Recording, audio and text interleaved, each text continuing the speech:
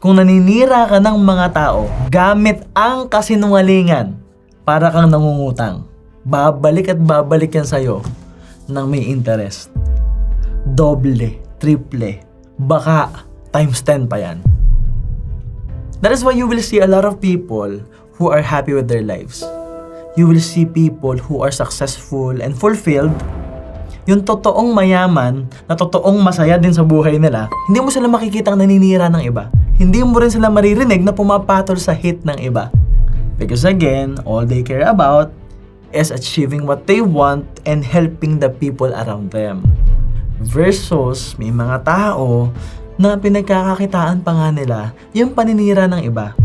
Nagbe-benefit sila, either yung ego nila, or lalo silang sumisikat, o nagkakaroon sila ng clients, gamit ang kasinungalingan, especially destroying someone's lives using lies.